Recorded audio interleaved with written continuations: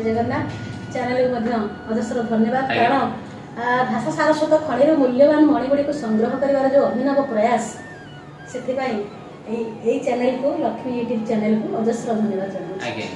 तुम कविता को अनुकरण मु करिवि किपरि कवि तुम कविता को अनुकरण मु करिवि किपरि कवि जो कवितार दिशु नहीं जमा समाजर प्रतिच्छवि जेते पढ़िले भी बुझी हेउ नहीं जो कवितार भाषा जेते पढ़िले भी बुझी हेउ नहीं जो कवितार भाषा ताकू देखि बंधु टूटी जाउछि मो कविता लेखिबा निशा बुभुक्ष जनता भकर भूगोल लेखि ना केउठारे बुभुक्ष जनता भकर भूगोल लेखि ना केउठारे प्रेम प्रणयर पढ़ी देले थरे पढ़िबा को इच्छा हेउथिबो आ थरे प्रेम प्रणयर विरह वेदना होई नाही उल्लिखित जहाको पढ़िले सारस्वत प्राण होई जीव द्रवीभूत निसर्ग सुषम मंडित प्रकृति बसु नाही कवितारे भक्ति निर्झर झरुनी जेउठु भाव आसीबो किबारे तुम कवितारे ऋतुचित्र सभा होई नाही मनलोभा तुम कवितारे ऋतुचित्र सभा होई नाही मनलोभा जहाको देखि मु सजाई देबी मो कविता सुंदरी गभा सरिष क्षेत्र में लहरी भांगुची केउठी सुनार ढेउ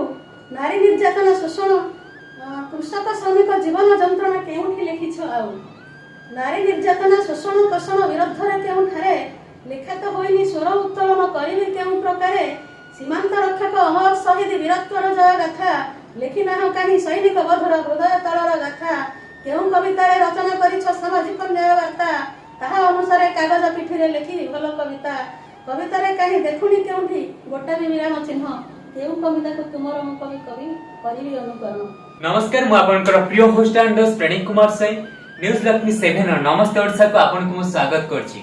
देन मो पाखरे जे अछंती कहि रखिछि सबल पय गुडे शिक्षक अछंती जे कि अनेक पिला को मनुष्य करि पारंते देन सी जन टीचर जहा कि अनेक पिला को मनुष्य करि पारंते आ जन मां हेबे कारण ए दुनिया रे एमिति किछि काम नै जे कि मां न करि पारे कारण प्रथम गुरु ही मां ही थाए से जे कोनसी पिला को शिक्षा दबा क्षेत्र पिला केमति आगु जिबा प्रेरणा दबा पई सब क्षेत्र रे मार स्थान सबल पई उच्च रे थाए कारण से होछ हमर प्रथम गुरु तांको आशीर्वाद थिले हमें अवश्य टॉप लेवल पे पहुंची परिबा आ गोटे कथा रहउची साहित्य रे सबल पई मनुष्य व्यवहार आउ सबल पई एमति आचार व्यवहार थिबा दरकार देन गला परि भी कहबे जने भल मनुष्य थिला जने जे अछंती बहुत सुनाम अर्जन करछते अनेक सारा अवार्ड पाइचंती एबे एबे तांकर गोटे बही भी पब्लिश होबा को जाउची बहुत सुंदर कविता सब किछि तांकर मैडम परिपूर्ण आउ सब क्षेत्र रे आगे चलचंती जाउ साहित्य गोटे अवदान देचंती जो अतुलनीय जने टीचर हे समय काढी एते साहित्य समय दबा बहुत अतुलनीय कारण गोटे राइटर जेतबेले बाहर दुनिया रे बुले बा बाहर कुछ शिक्षा करि थाए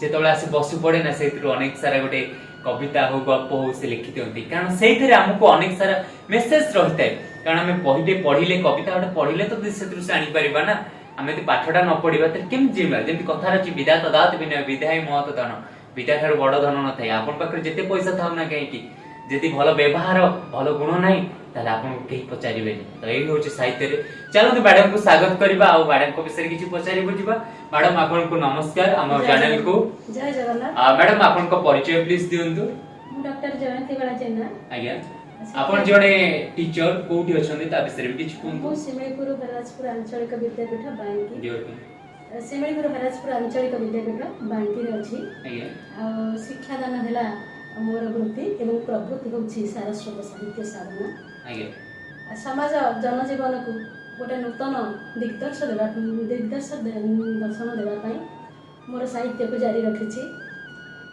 अच्छा मैडम लेखा केबे ठा स्टार्ट करछंती लेखाटा मोर एटा मते लागे मोर सहजात प्रवृत्ति पिला बेले काना मो पिला बेले जतबा तृतीय रे पढुथिली द्वितीय तृतीय रे मो मां जे तांक मो बाप हरला कुराडीलो खोर्धा जिला आ मां जे मो मामा से शिक्षा दियंती मते रामायण महाभारत ए सब नैतिकता ऊपर मध्य मो बापा शिक्षा दियंती तो रामायण महाभारत तांको ठारो शिखिबा द्वारा सुनिबा द्वारा मो भीतर गोटे से जो बेले बेले मां जतले मते सुनांती ए सब गीत आकार मध्य मामा मते कहंती जोटा कि मो भीतर प्रभाव पड़थिला मो बेले बेले आम गां आर प्राकृतिक परिवेश मध्य खूब भल कारण निज गां निज को बड़ सुंदर लागे आ मु से कविता गुडा रामायण ऊपर बेसी प्रभावित होइथिली महाभारत ऊपर बेसी प्रभावित होइथिली एवं जतबेला प्राय गाँर आंब तोटा गुड़ाक पिला बेलू तृतीय चतुर्थ बेलू मत गाँर आंब तोटा ଗାଁ ନଦୀ ନାଳ ଗାଁର ସେ ପାହାଡ଼ ପର୍ବତ ପ୍ରତି ମୁଁ ଭାରି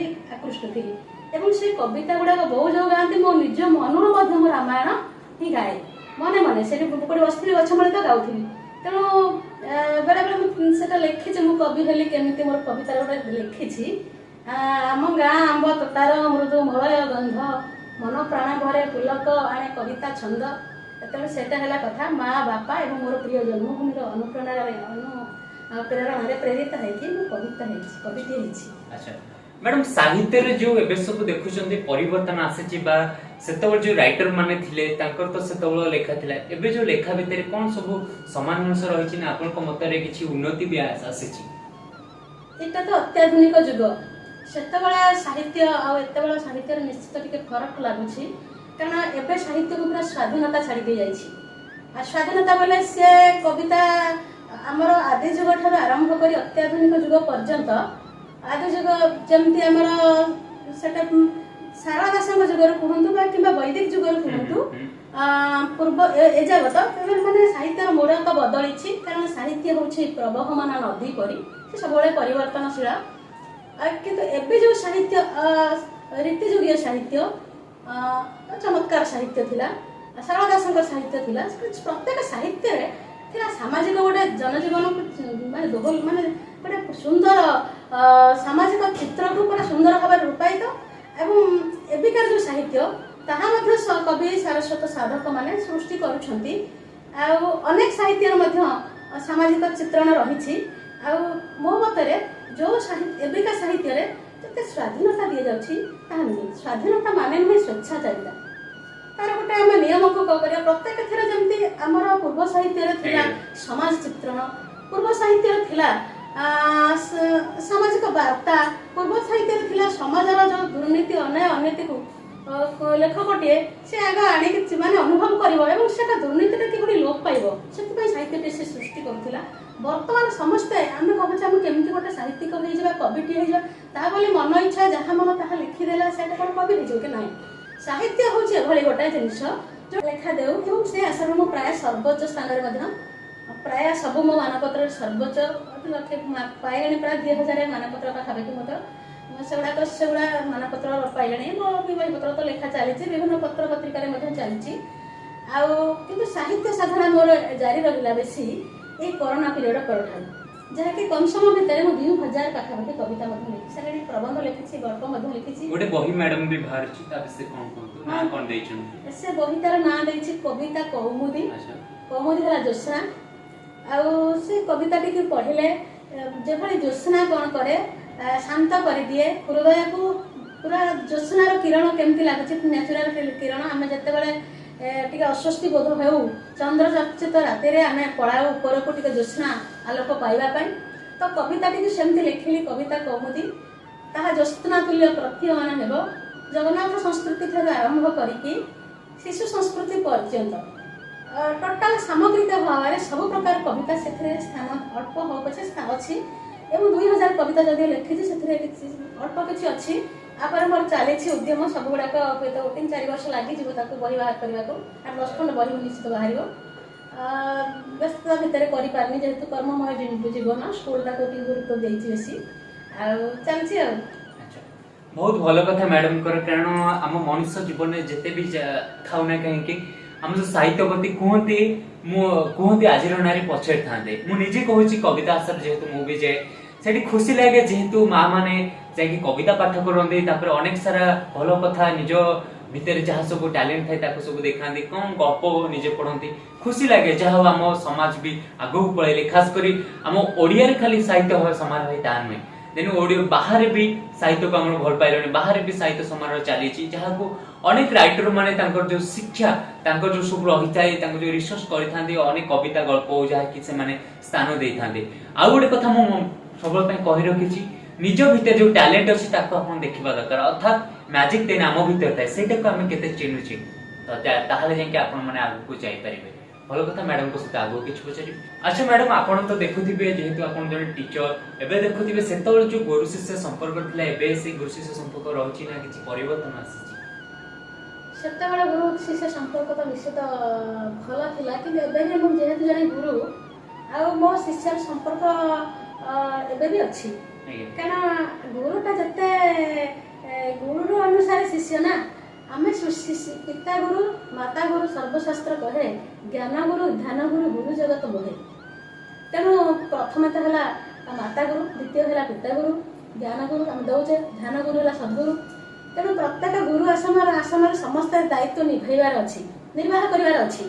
ମୁଁ ଗୁରୁଟା ହେଇକି ଯଦି ମୋ ଶିଷ୍ୟ ପ୍ରତି ମୋର କର୍ତ୍ତବ୍ୟ ସମ୍ପାଦନ କରିବିନି, ଠିକରେ ମୋର କାର୍ଯ୍ୟକୁ ଠିକରେ ତୁଲେଇବିନି, ଗୋଟେ ସୁନ୍ଦର ଶିଷ୍ୟ ଉତ୍ତର ହେବା ପାଇଁ ମୁଁ ଚେଷ୍ଟା କରିବି ନାହିଁ, ତାହେଲେ ଶିଷ୍ୟଟି କେମିତି ହେବ? ଆଉ every action has equal and opposite reaction. ପ୍ରତ୍ୟେକ କ୍ରିୟାରେ ସମାନ ବିପରୀତ ପ୍ରତିକ୍ରିୟା ଥାଏ। ତ ମୁଁ ଯଦି ମୋ ହୃଦୟରେ ଯେଉଁ ଭାବନାଟା ଥିବ ସେଟା ଅତି ଟେଲିପାଥିକ୍ ରିଲେସନସିପ୍, ସେ ଭାବନାଟା ମଧ୍ୟ ଶିଷ୍ୟ ହୃଦୟରେ ଥିବା ଅଛି। ମୁଁ ପ୍ରତି ଶିଷ୍ୟକୁ ଯଦି ନକାରାତ୍ମକ ଭାବରେ ଦେଖିବି, ଶିଷ୍ୟଟି ମଧ୍ୟ ନକାରାତ୍ମକ ହେଇପାରିବ। ତେଣୁ ସେଥିପାଇଁ ମୁଁ ପିଲାଙ୍କ ପାଇଁ ମଧ୍ୟ ଲେଖିଛି, ଗୁଣରୁ ଅତୀତ ରୂପରୁ ବର୍ଜିତ, ସିଏ ଗୁରୁ ନାମେ ଖ୍ୟାତ, ଅନ୍ଧାର ରୂପକ ଅଜ୍ଞାନ ରୂପକ ଅନ୍ଧକାରକୁ ସେ କରୁଥାନ୍ତି ଦୂରୀଭୂତ, ସିଏ ପରା ବ୍ରହ୍ମା, ସିଏ ପରା ବିଷ୍ଣୁ, ସିଏ ପରା ମହେଶ୍ୱର, ସିଏ ତ ପରମ ବ୍ରହ୍ମ ସଭିଙ୍କର ଗୁରୁ ବ୍ରହ୍ମାଣ୍ଡ ଠାକୁର, ତୁମରି ହୃଦୟ ପ୍ରବେଶ କରନ୍ତି ଜ୍ଞାନର ଅମ୍ଳାନ ଜ୍ୟୋତି, ପ୍ରୀତି ଫଳୁଆରି ଢାଳି ଦେଉଥାନ୍ତି ନରଖି ମନରେ ପ୍ରୀତି, ପ୍ରେମ କଳ୍ପତରୁ ଅଟନ୍ତିତ ଗୁରୁ, କ୍ଷମା ତାଙ୍କ ପ୍ରତିଶୋଧ। ମୁଁ ସବୁବେଳେ ପିଲାଙ୍କୁ ବି ଗଳ୍ପ ଗୁଡ଼େ କହେ, ପିଲା ତମେ ଟିକେ ରାଗିଯାଏ ତାକୁ ପୁଣି ବୁଝେଇ ଦିଏ, ଗୁରୁ ହେଉଛନ୍ତି ପ୍ରେମର କଳ୍ପତରୁ, ପ୍ରେମ କଳ୍ପତରୁ ଅଟନ୍ତିତ ଗୁରୁ, କ୍ଷମା ତାଙ୍କ ପ୍ରତିଶୋଧ। ତେଣୁ ପିଲାମାନେ ଗୁରୁଙ୍କ ଉପରେ ନ ରହିବ କେବେ କ୍ରୋଧ। ତେଣୁ ପିଲା ଯେହେତୁ ସେ ମାନେ ତାଙ୍କର ପ୍ରତିଶୋଧ ହେଲା ଗୁରୁଙ୍କର କ୍ଷମା, ତାହେଲେ କ୍ଷମାଟା ହେଉଛି ଯଦି ଗୁରୁଙ୍କର ପ୍ରତିଶୋଧ, ତାହେଲେ କୋଉ ପିଲା କାହିଁକି କ୍ରୋଧ କରିବ? ତେଣୁ ପିଲାମାନେ ଗୁରୁଙ୍କ ଉପରେ କେବେ କ୍ରୋଧ କରିବ ନାହିଁ। ମୁଁ ଭାରି ପିଲାଙ୍କୁ ବେଶୀ ଭଲ ପାଏ। ମୋର ପ୍ରଥମ ହେଲା ପିଲା, ତାପରେ ଦ୍ୱିତୀୟରେ ନିଜ ପିଲା। ଆଚ୍ଛା ମ୍ୟାଡାମ, ଆପଣଙ୍କ ଫ୍ୟାମିଲି ସବୁ ଆଉ କିଏ ଅଛନ୍ତି? ମୋର ଫ୍ୟାମିଲିରେ ମୋର ବର୍ତ୍ତମାନ ଶାଶୁଘର କଥା କହୁଛି। ମୋ ସ୍ୱାମୀ ଅଛନ୍ତି, ମୋର ଝିଅଟେ ପୁଅଟେ, ଆଉ ଶାଶୁ ଶ୍ୱଶୁର ସମସ୍ତେ ବଢ଼ିଆ ଫ୍ୟାମିଲି ମୋର। ଆଉ ମୋ ଯାଆ ଅଛନ୍ତି, ଦିଅର ଅଛନ୍ତି, ସମସ୍ତେ କୋଅପରେଟିଭ୍, ଅତି ବଢ଼ିଆ। ଆଉ ବାପ ଘରେ ମଧ୍ୟ ମୋର ବାପା ବୋଉ ଅଛନ୍ତି। ବାପା ଶିକ୍ଷକତା କରୁଥିଲେ ଏବଂ ମା ଜଣେ ଗୃହିଣୀ, ଧର୍ମ ପରାୟଣ ଗୃହିଣୀ। ଭାଇ ଭଉଣୀ ଅଛନ୍ତି, ଆଉ ସମସ୍ତେ ବିବାହ ବିବାହ କରିଗଲେଣି। ଏଇ ହେଲା କଥା। ଆଉ ମୋ ପୁଅଟି ତ ମେଡ଼ିକାଲ ସାଇନ୍ସ ପଢ଼ୁଛି ବାଲେଶ୍ୱର ଗଭର୍ଣ୍ଣମେଣ୍ଟ ମେଡ଼ିକାଲ କଲେଜରେ, ତାର 3rd ଇୟର ହେଲା। ଝିଅ ବଡ଼, ସେ ବି ଏବିଡ଼ି। ଆଉ ଏଇଭଳିଆ। ଆଜ୍ଞା। ଆଚ୍ଛା ମ୍ୟାଡାମ, ଏଇ ଯୋଉ ଲେଖା ଜାରି ରଖିଛନ୍ତି, ଆଗକୁ ଏମିତି ଜାରି ରଖିବେ ଲେଖା? ନିଶ୍ଚୟ, କାରଣ କବିତା ମାନେ କେବେ ହେଲେ ମାନେ କବିତା ଠାରୁ ମାନେ କବିତା ପରା ନିଶା, ଆଉ ଲେଖିବା ହେଉଛି ନିଶା। ଯଦିଓ ମାନେ ମୋର ବୃତ୍ତି ହେଲା ଶିକ୍ଷକତା, ମୁଁ ବୃତ୍ତି ଆଉ ପ୍ରବୃତ୍ତି ଉଭୟଟାକୁ ଗୁରୁତ୍ୱ ଦିଏ। ଆଉ ବୃତ୍ତିରେ ମୋ ଦିନ ଯାକ କଟିଯାଏ ସ୍କୁଲରେ, ଅବହେଳା କରେନି। ସବୁ ଯେତେ କ୍ଲାସ୍ ହଉ ପିଲାଙ୍କ ପାଇଁ ନିର୍ଦ୍ଧୁମ ଲାଗେ। ଏବଂ ପ୍ରବୃତ୍ତି ସାଧନା କରେ ମୁଁ ରାତିରେ ନିରୋଳାରେ, ନୀରବ ମୁହୂର୍ତ୍ତରେ, ନିଃଶବ୍ଦ ମୁହୂର୍ତ୍ତରେ ସାହିତ୍ୟ ସାଧନା ଜାରି ରଖେ। ଆଉ ରାତି 12ଟା ହେଇଗଲା ପରେ ଘଣ୍ଟାଟେ, 11ଟା ଠାରୁ 12ଟା 1ଟା ପର୍ଯ୍ୟନ୍ତ, 11ଟା 12ଟା ପର୍ଯ୍ୟନ୍ତ 2 ଘଣ୍ଟା ସାହିତ୍ୟ ସାଧନା ଜାରି ରଖେ। ଏବଂ ମୋତେ ଯଦି ମୁଁ ସାହିତ୍ୟ ନ ଲେଖିବି ବା ଲେଖିବି ନାହିଁ, ମୋତେ ହିଁ ନିଦ ହୁଏ ନାହିଁ। ତେଣୁ ମୁଁ ଏଇଟା ନିଶ୍ଚିତ ପିଲାବେଳୁ, ହଁ ପିଲାବେଳୁ ସେଟା ମୋର ଥିଲା। ତାପରେ ମଝିରେ ଟିକେ ବନ୍ଦ ହେଇଯାଇଥିଲା। ଆଉ ବେଶୀ ସହାୟକ ହେଇଛି ଯୋଉ କରୋନା ପିରିୟଡ଼ ହେଲା। କରୋନା ସମୟରେ ମୁଁ ଟିକେ ଆମେ ସମସ୍ତେ ନିଜ ନିଜ ଘର ଭିତରେ ରହିଲେ, ଅନେକ ସାହିତ୍ୟ ସାରସ୍ୱତ ଗ୍ରୁପ ଗୁଡ଼ି ସୃଷ୍ଟି ହେଲା। ଆଉ ଗୋଟେ ଗ୍ରୁପ ସୃଷ୍ଟି ହେଲା ଯୋଉଟାକି ମୋତେ ବେଶୀ ପ୍ରେରଣା ଦେଇଛି, ତାହା ହେଉଛି ବାରଙ୍ଗ ସାହିତ୍ୟ ଅନୁଷ୍ଠାନ, ଯାହାର ପ୍ରତିଷ୍ଠାତା ହେଉଛନ୍ତି ଭାସ୍କର ଚନ୍ଦ୍ର ଦାସ। ଏବଂ ସିଏ ଗୋଟେ ମଧ୍ୟ ଲାଗିଛନ୍ତି ସାହିତ୍ୟ ସାଧନା ପାଇଁ। ପ୍ରତି ସପ୍ତାହରେ 2ଟି ସେ କରନ୍ତି ଆସର ଏବଂ ଅଡ଼ିଓ ଆସର କରନ୍ତି, ଶୀର୍ଷକ ଦିଅନ୍ତି ଦୁର୍ଗତି। ଆସନ୍ତୁ ମଧୁ ପାଇଁ ଯେତେ ଶୋଷି ଯାଆନ୍ତୁ ମଧୁ, ହୁଏତ ମୋ ଜୀବନରେ କ'ଣ ହେଇପାରେ ମୁଁ କହିପାରିବିନି। ମନ ପ୍ରାଣ ସମର୍ପିଛି ମୁଁ ପ୍ରଭୁ ତୁମ୍ଭ କୂଳବଧୂ। ସେ ପ୍ରଭୁଙ୍କ ନିକଟରେ ନିଜରୁ ସମର୍ପିତ ହେଇଯାଇଛି।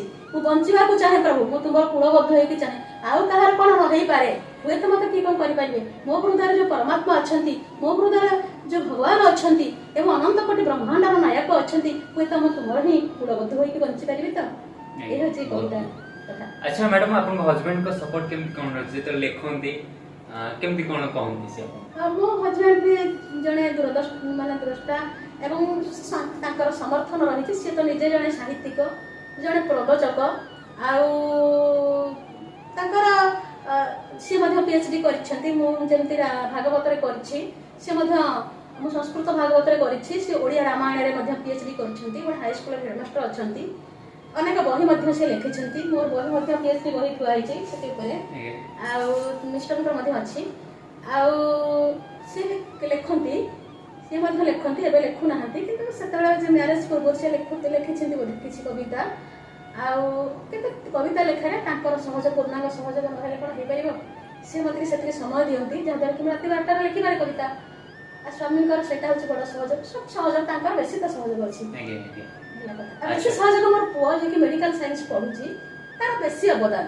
ଝିଅମାନଙ୍କର ସେ ମାନେ ସେ ଝିଅ ମଧ୍ୟ ଏବେ ମାନପତ୍ର ଗୁଡ଼ିକ କାଢ଼ିଛି, ଆଉ ଝିଅର ଆଉ ବେଶୀ ପୁଅର ଅବଦାନ। ସେ ମୋତେ କହିଲା ବୋଉ କବିତା ଗୁଡ଼ା କାହିଁକି ଖାଲି ଛାଡ଼ି ପକାଉଛୁ, ତୁ ଗୋଟେ ବହି କେମିତି କରିବୁ ସେ ଯୋଜନା ମୁଁ ରଖିଛି, ଆଉ ସେ ତତେ ମୁଁ ମଧ୍ୟ ମନ ପ୍ରାଣ ଦେଇକି ସହଯୋଗ କରିବି। ଆଉ ସେ ପୁଅର ବେଶୀ ମୋର ସାହିତ୍ୟ ଉପରେ ବେଶୀ ଅବଦାନ। ଆପଣ ଯୋଉ ରହିଛନ୍ତି କବି ପରିବାର ବା କବି ସାଙ୍ଗସାଥୀ, ତାଙ୍କୁ କ'ଣ କହିବାକୁ ଚାହିଁବେ?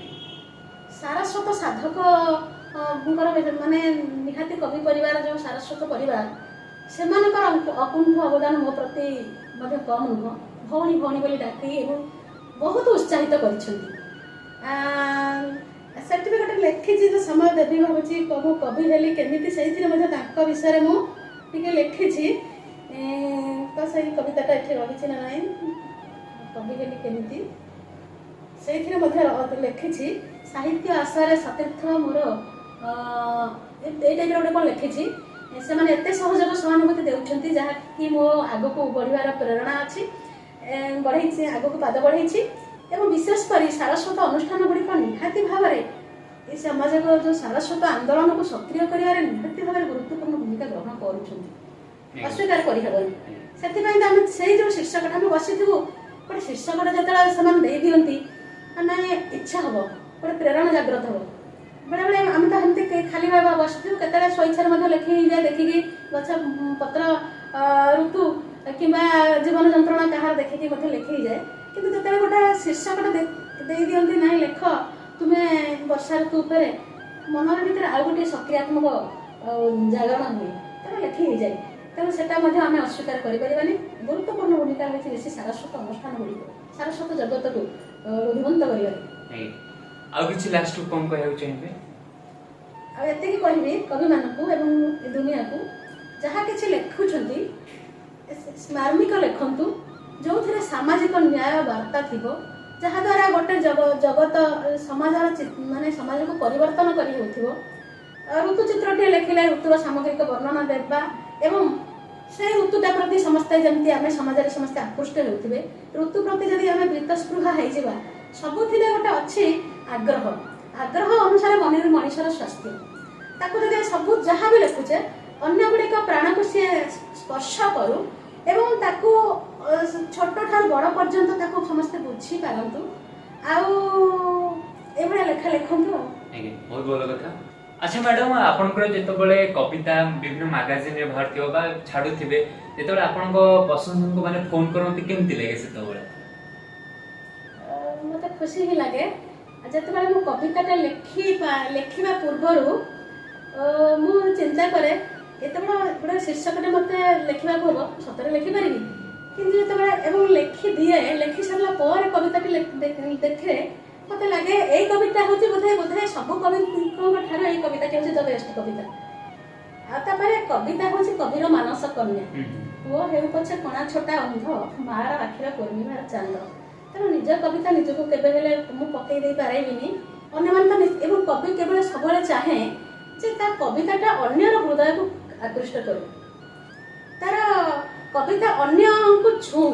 ଏମିତି ଗୋଟେ କବିତା ମୋର ପ୍ରତ୍ୟେକ କବିତା ମ୍ୟାଡ଼ାମ, ଆପଣ ସବୁ ମୁଁ ଫେସବୁକରେ କବିତା ଛାଡ଼େ, ସବୁ କବିତା ମ୍ୟାଡ଼ାମ ଆପଣଙ୍କୁ ଭଲ ଲାଗୁଛି, ମୁଁ ଆମେ କେଉଁଟା ନିନ୍ଦି ପାରୁନୁ, ମୁଁ ଯେକୌଣସି ଗୋଟେ କବିତା ବୋଲିଦିଏ,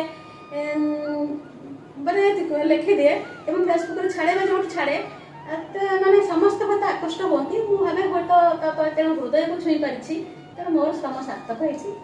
ଆଉ ଏମିତି ଧର ଗୋଟେ କବିତା ଛୋଟଟେ ଗାଉଛି, ଲଜ୍ଜାବତୀ, ଯାହାର ଶୀର୍ଷକ ତାକୁ ମଧ୍ୟ ଚେଞ୍ଜ କରିକି କୁଳବଧୂ ବୋଲି ରଖିଛି। ଆଉ ସେ ଲଜ୍ଜାବତୀ ଗୋଟେ ଛୋଟ ଫୁଲକୁ ମୁଁ ମାନେ ମୋର ଦେଖିକି କବିତାର ଶିହରଣ ହେଇଥିଲା। ଛୋଟ କଢ଼ିଟିଏ ଯେତେବେଳେ ଫୁଟି ନାହିଁ, ସେତେବେଳେ ତାକୁ ମୁଁ ଲଜ୍ଜାବତୀର ରୂପ ଦେଇଛି। ଏବଂ ଆଜିକାଲିକା ସମାଜ, ଏଟା ଦୁଇ ଦିଗକୁ ଯାଉଛି, ସମାଜର ଗୋଟେ ଝିଅଟିଏ ଯେତେବେଳେ କିଛି ବିବାହ କରିନାହିଁ, ବିବାହ ହେବ ତାର, ଏବଂ ସିଏ ସେତେବେଳେ ଭାବୁଛି ଯେ ମୋ ଜୀବନଟା କ'ଣ। ପାଖଡ଼ା ମେଲି ଫୁଟିନି ଲଜ୍ଜାବତୀ କଳି, ପାଖଡ଼ା ମେଲି ଫୁଟିନି ଲଜ୍ଜାବତୀ କଳି, ମନେ ତାର ଅସୁମାରୀ ସ୍ୱପ୍ନର ବର୍ଣ୍ଣାଳୀ। ଶିଶିର ବିନ୍ଦୁରେ ତାର ଭିଜିଛି ଶରୀର, ଶିଶିର ବିନ୍ଦୁରେ ତାର ଭିଜିଛି ଶରୀର, ସତେକି ପିନ୍ଧିଛି ଗଳେ ରମ୍ୟ ମୁକ୍ତାହାର। ହୋଇନି ଅଭିସାରିକା କେଉଁ ପ୍ରେମିକର, ସେ କଳି ହୁଏତ କାହାର ସେ ଅଭିସାରିକା ହେଇନାହିଁ, କାରଣ ସେ ଲଜ୍ଜାବତୀ, ସମ୍ଭ୍ରମ ତାର ଶୀର୍ଷ ସ୍ଥାନରେ ଅଛି। ହୋଇନି ଅଭିସାରିକା କେଉଁ ପ୍ରେମିକର, ମଧୁପାନ ପ୍ରତୀକ୍ଷାରେ ତଥାପି ଭ୍ରମର। ଅର୍ଥାତ ମୁଁ କହିବାର କଥା, ଗୋଟେ ନିଜକୁ ଏତେ ଆମେ ନଗ୍ନ କରିଦେଲେ ହେବ ନାହିଁ, ଗୋଟେ ସମ୍ଭ୍ରମତା ସହିତ ବଞ୍ଚିବାକୁ ହେବ। ଆମେ ଲଜ୍ଜାବତୀ ଥିଲେ, ହୋଇନି ଅଭିସାରିକା କେଉଁ ପ୍ରେମିକର, ତଥାପି ମଧୁପାନ ପ୍ରତୀକ୍ଷାରେ ତଥାପି ଭ୍ରମର। ଆଉ ଶ୍ୟାମଳ ସେଜ ଉପରେ ଭାଳେ ଲଜ୍ଜାବତୀ, କଳିଟି ଭାବୁଛି ଦେବଭୋଗ୍ୟା ହେବି କିବା ଘଟିବ ଦୁର୍ଗତି। କାଲି ଆସିବ ଯେତେବେଳେ, କାଲି କିଏ ଦେଖିଛି କହିପାରିବାନି ଆମେ, ହୁଏତ କାଲି ମୁଁ ଦେବଭୋଗ୍ୟା ହେବି। ଏଭଳି ଯେମିତି ଭାବରେ ଆମର ଲେଖିଛନ୍ତି ମହାଭାରତ ବେଦବ୍ୟାସ, ଯାହାକୁ ଅନୁକରଣ କରିଛନ୍ତି ଶାରଳା ଦାସ। ତେଣୁ ଏମିତି ଅନୁକରଣୀୟ ସାହିତ୍ୟ ଥିବା ଦରକାର, ଏବଂ ଯେଉଁ ସାହିତ୍ୟରେ ସମାଜର ପ୍ରତିଚ୍ଛବି ନାହିଁ, ବୁଭୁକ୍ଷ ଜନତାର ଆର୍ତ୍ତଚିତ୍ତାର ନାହିଁ, ପ୍ରେମ ପ୍ରଣୟର ଗାଥା ନାହିଁ, ଯେଉଁଠି ଶିଶୁର କ୍ରନ୍ଦନ ଏବଂ ତାକୁ ଶାନ୍ତ କରାଇବାର ବାର୍ତ୍ତା ନାହିଁ, ଆଉ ଯେଉଁଠି ବନ୍ୟା ବାତ୍ୟା ମହାମାରୀର ପ୍ରତିରୋଧ କରିବାର ଶକ୍ତି ନାହିଁ ଯେଉଁ ସାହିତ୍ୟରେ, ସେ ସାହିତ୍ୟ ନୁହେଁ। ତେଣୁ ସେଥିପାଇଁ ମୁଁ ଗୋଟେ ସାହିତ୍ୟର ଲେଖିଥିଲି ଅନୁକରଣ, କବିମାନଙ୍କୁ ଆକ୍ଷେପ କରିକି। ଆଉ ସେ ପଢୁଛି, ତୁମ କବିତାକୁ ଅନୁକରଣ ମୁଁ କରିବି କିପରି କବି, ତୁମ କବିତାକୁ ଅନୁକରଣ ମୁଁ କରିବି କିପରି କବି, ଯେଉଁ କବିତାରେ ଦିଶୁନାହିଁ ଜମା ସମାଜର ପ୍ରତିଚ୍ଛବି। ଯେତେ ପଢିଲେ ବି ବୁଝି ହେଉନାହିଁ ଯେଉଁ କବିତାର ଭାଷା, ଯେତେ ପଢିଲେ ବି ବୁଝି ହେଉନାହିଁ ଯେଉଁ କବିତାର ଭାଷା, ତାକୁ ଦେଖି ବନ୍ଧୁ ତୁଟି ଯାଉଛି ମୋ କବିତା ଲେଖିବା ନିଶା। ବୁଭୁକ୍ଷୁ ଜନତା ଭୋକର ଭୂଗୋଳ ଲେଖିନାହଁ କେଉଁଠାରେ, ବୁଭୁକ୍ଷୁ ଜନତା ଭୋକର ଭୂଗୋଳ ଲେଖିନାହଁ କେଉଁଠାରେ, ପ୍ରେମ ପ୍ରଣୟର ପଢିଦେଲେ ଥରେ ପଢିବାକୁ ଇଚ୍ଛା ହେଉଥିବ ଆଉ ଥରେ। ପ୍ରେମ ପ୍ରଣୟର ବିରହ ବେଦନା ହୋଇନାହିଁ ଉଲ୍ଲିଖିତ, ଯାହାକୁ ପଢିଲେ ସାରସ୍ୱତ ପ୍ରାଣ ହୋଇଯିବ ଦ୍ରବୀଭୂତ। ନିସର୍ଗ ସୁଷମ ମଣ୍ଡିତ ପ୍ରକୃତି ବସୁନାହିଁ କବିତାରେ, ଭକତି ନିର୍ଝର ଝରୁନି ଯେଉଁଠୁ ଭାବ ଆସିବ କିବାରେ। ତୁମ କବିତାରେ ଋତୁଚିତ୍ର ସଭା ହୋଇନାହିଁ ମନଲୋଭା, ତୁମ କବିତାରେ ଋତୁଚିତ୍ର ସଭା ହୋଇନାହିଁ ମନଲୋଭା, ଯାହାକୁ ଦେଖି ମୁଁ ସଜାଇ ଦେବି ମୋ କବିତା ସୁନ୍ଦରୀ ଗଭା। ସୋରିଷ କ୍ଷେତରେ ଲହରୀ ଭାଙ୍ଗୁଛି କେଉଁଠି ସୁନାର ଢେଉ, ନାରୀ ନିର୍ଯାତନା ଶୋଷଣ କୃଷକ ଶ୍ରମିକ ଜୀବନ ଯନ୍ତ୍ରଣା କେଉଁଠି ଲେଖିଛ ଆଉ। ନାରୀ ନିର୍ଯାତନା ଶୋଷଣ ତୋଷଣ ବିରୁଦ୍ଧରେ କେଉଁଠାରେ, ଲେଖା ତ ହୋଇନି ସ୍ୱର ଉତ୍ତୋଳନ କରିବି କେଉଁ ପ୍ରକାରେ। ସୀମାନ୍ତ ରକ୍ଷକ ଅମର ଶହୀଦ ବୀରତ୍ୱର ଜୟ ଗାଥା, ଲେଖିନାହଁ କାହିଁ ସୈନିକ ବଧୁର ହୃଦୟ ତଳର ଗାଥା। କେଉଁ କବିତାରେ ରଚନା କରିଛ ସାମାଜିକ ନ୍ୟାୟ ବାର୍ତ୍ତା, ତାହା ଅନୁସାରେ କାଗଜ ପିଠିରେ ଲେଖିବି ଭଲ କବିତା। କବିତାରେ କାହିଁ ଦେଖୁନି କେଉଁଠି ଗୋଟା ବି ବିରାମ ଚିହ୍ନ, କେଉଁ କବିତାକୁ ତୁମର ମୁଁ କବି କରିବି ଅନୁକରଣ। ତେବେ ମୋ କବିତା ଲେଖିବା କଥା ଯୋଉଠି ଭୂମିରୁ ଭୂମା, ଚିନ୍ତାରୁ ଚେତନା, ଭାବରୁ ଭାବନା ଠାରୁ ଆରମ୍ଭ କରି ସାମାଜିକ ଚିତ୍ର ପର୍ଯ୍ୟନ୍ତ ଏବଂ ଏଭଳିକି ବ୍ୟାକରଣଗତ ଦିଗ୍ଦର୍ଶନ ମଧ୍ୟ ଠିକ୍ ଠାକ୍ ଥିବ, ତାହା ହିଁ ହେଉଛି ଏକ ପରିପୂର୍ଣ୍ଣାଙ୍ଗ ସମୃଦ୍ଧ କବିତା। ଆଉ କବି ଯେଉଁ ସାରସ୍ୱତ ସ୍ରଷ୍ଟା ଏସବୁ ଲେଖୁଛନ୍ତି, ସେଇମାନେ ହିଁ ସମାଜରେ ପୂଜ୍ୟ ନମସ୍ୟ। ବହୁତ ସୁନ୍ଦର କବିତା। ଆଗକୁ କିଛି ପଚାରି ବୁଝିବା। ପ୍ରତ୍ୟେକ ମାନେ ଏବେ ବି ମାନେ ସନ୍ତୋଷ କୁମାର ସେଠୀ ବୋଲି ଜଣେ ମୋର ଶିଷ୍ୟଟେ, ସେ ବର୍ତ୍ତମାନ ଆମ ସ୍କୁଲର, ସେ ବର୍ତ୍ତମାନ ବିଓ ହେଇକି ଆସିଲାଣି। ବେଳ ପଇଲେ ମଧ୍ୟ ମୁଁ ସ୍କୁଲରେ ଥିବି, ସେ ବିଓ ହେଇକି ଆସିବ। ମୁଁ ସବୁବେଳେ କହେ ତାର ଏତେ ଭକ୍ତି, ଯୋଉଠି ଦେଖିଲେ ମୁଣ୍ଡିଆ ମାରିବାର, ଏବଂ ଏତେ ଭକ୍ତି। ମୁଁ କହିଲି ବାବା ତୁ ଏତେ ତୋର ସେ ଆମରି ଠାରୁ ଅନୁପ୍ରାଣିତ ହେଇଛି, ଏବଂ ଯେତିକି ଭକ୍ତି ସେ ଏବେ ବି ସୁଦ୍ଧା ଗୋଟେ ଉଚ୍ଚ ଆସନରେ ଥାଇକି ମଧ୍ୟ ତାର ଯୋଉ ଭକ୍ତି ବିନମ୍ର ବ୍ୟବହାର, ମୁଁ ତାକୁ ଆଶୀର୍ବାଦ ଏବେ ବି ଦେଉଛି ଯେ ତୁ ଯୋଉଠି ବାବା ତୁ ନିଶ୍ଚିତ ଭାବରେ ଏଇ ସ୍କୁଲକୁ ଡିଓ ହେଇକି, ଏ କଟକର ଡିଓ ହେଇକି ଆସିବୁ, ଆମକୁ ମଧ୍ୟ ପରିଦର୍ଶନ କରିବୁ। ଏଭଳିଆ ଶିଷ୍ୟ ମଧ୍ୟ ଗୁଡିଏ ମୁଁ ସୃଷ୍ଟି କରିଛି, ସେଥିପାଇଁ ମୋର ଗୁରୁ ଜୀବନ ଚରିତାର୍ଥ ବୋଲି ମୁଁ ଭାବୁଛି। ବହୁତ ଭଲ କଥା ମ୍ୟାଡାମଙ୍କର। ଯାହା ହଉ, ମଣିଷ ଜୀବନରେ ଯାହା ବି କିଛି ଥାଉ ନା କାହିଁକି, ସେ ଯେତେ ବଡ ହେଇଥାଉ, ମଣିଷ ଜୀବନରେ ଯାହା ବି ଯଦି ବ୍ୟବହାର, ଯାହା ବି ପୂର୍ବ ଅବସ୍ଥା ଥିବ ତେଣୁ ମନେ ରଖିବା ଦରକାର। ମୁଁ କହିଛି ମଣିଷ ଜୀବନରେ ଆୱାର୍ଡ କିଛି ନଥାଏ, ତ ମଣିଷ ଜୀବନରେ କେତେ ବ୍ୟବହାର ଆଉ କେତେ ସେ ସମ୍ମାନ ଦଉଛି, ସେଇଟା ହିଁ ମଣିଷ ଜୀବନରେ ସବୁଠାରୁ ବେଟର ଆୱାର୍ଡ ହେଇଥାଏ। କାରଣ ମଣିଷ ଆଜି ଅଛନ୍ତି କାଲି ପଳେଇ, ଯାହା ବି ସେ ଲେଖି ଯାଇଥିବେ, ଯାହା ସବୁ ସୁନାମ ଅର୍ଜନ କରିଥିବେ, ସେଇ ସବୁବେଳେ ପାଇଁ ରହିଯିବ। ମୁଁ କହିଲି ଯେ ଆମେ ଯଦି ଚେଷ୍ଟା କରିବା ଶ୍ରବଣ କୁମାର ଆଉ ରାମକୁ ଟିକେ ହେଇପାରିବାନି, କିନ୍ତୁ ଚେଷ୍ଟା କଲେ 150% ହେଇପାରିବା। ଦେନ୍ ଚେଷ୍ଟା ଆଉ ଏମିତି ଜାରି ରଖନ୍ତୁ, ଦେନ୍ ଗଲା ପରେ ବି କହିବେ ଗୋଟେ ଭଲ ପିଲା ଆସିଥିଲା। କାରଣ এই হচ্ছে আমার সংস্কৃতি কারণ গোটে জিনিস সবুল পাই রয়েছে মা বাপা ঠার বড় ভগবান এই দুনিয়া কোটি নাই তাଙ୍କୁ যে সম্মান দিয়ে না সে অবশ্যই টপ লেভেলে পৌঁছতে ଯାହା ହଉ ମ୍ୟାଡମକୁ ଆମେ ଆଜି ସାକ୍ଷାତକାରରେ ପାଇକି ଆମେ ନିଜକୁ ଧନ୍ୟ ମନେ କରୁଛୁ ଏମିତି ଆଗକୁ ଯାଆନ୍ତୁ ମୋ ଯୋଉ ପ୍ରୟାସ ଜାରି ରହିଛି ବିଭିନ୍ନ ଲେଖକ ବା ଲେଖିକାଙ୍କୁ ସମ୍ମାନ କଣା ତ ମୋ ପ୍ରୟାସ ମୁଁ ଜାରି ରଖିଛି ପୁଣି ଥରେ ନେକ୍ସଟ ଜାଗାରେ ନେକ୍ସଟ ଅତିଥିନେ ଦେଖା ବି ରହୁଛି ନମସ୍କାର ମ୍ୟାଡମ ଆପଣଙ୍କୁ ବି ନମସ୍କାର ଜୟ ଜଗନ୍ନାଥ ଚ୍ୟାନେଲକୁ ମଧ୍ୟ ଅଜସ୍ର ଧନ୍ୟବାଦ ଆଜ୍ଞା। କାରଣ ଭାଷା ସାରସ୍ୱତ ଖଣିରୁ ମୂଲ୍ୟବାନ ମଣିଗୁଡ଼ିକୁ ସଂଗ୍ରହ କରିବାର ଯୋଉ ଅଭିନବ ପ୍ରୟାସ ସେଥିପାଇଁ ଏଇ ଚ୍ୟାନେଲକୁ ଲକ୍ଷ୍ମୀ ୟୁଟ୍ୟୁବ ଚ୍ୟାନେଲକୁ ଅଜସ୍ର ଧନ୍ୟବାଦ ଜଣାଉଛି ଆଜ୍ଞା